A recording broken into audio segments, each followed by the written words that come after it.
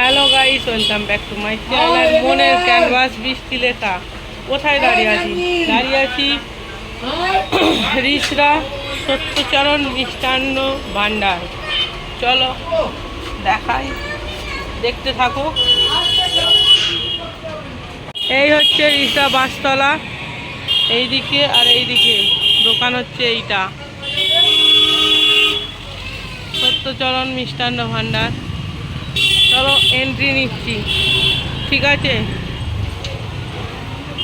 Entry নিচ্ছি।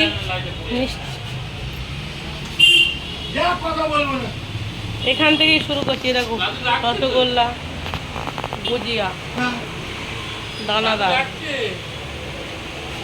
এখানে আরও অনেক রকম ভ্যারাইটিস মিষ্টি তৈরি হবে। আরও ভ্যারাইটিস মিষ্টি জগদ্ধাত্রী পুজোর জন্য আরও ভ্যারাইটিস মিষ্টি তৈরি হবে। এই দেখো, এইটা হবে। এই দেখো,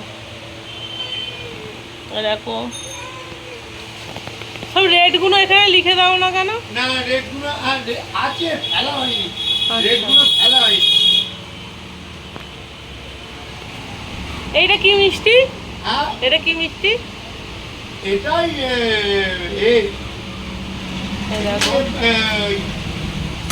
ওটা কি বলে রে, বল না।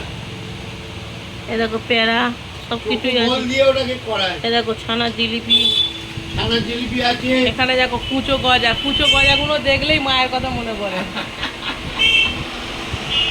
এই দেখো,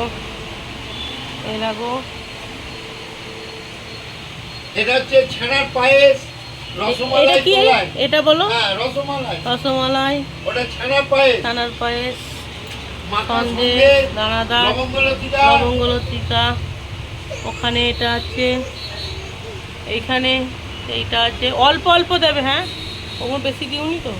না, দানাদারটা রেখে যাবি 10 টাকা, ছানা জিলিপি 10 টাকা। এখানে আছে ঘি, একদম পিওর ঘি। এই দেখো পিওর গাওয়া ঘি। এটা হচ্ছে 700 টাকা কেজি বিক্রি করে, ঠিক আছে? এটা পিওর গাওয়া ঘি।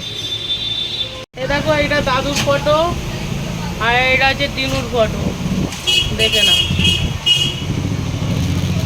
কত বছর হলো।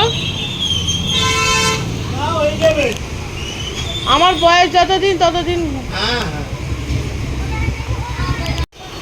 এই মানুষটাকে, এটাই হচ্ছে আমার মামু। মানে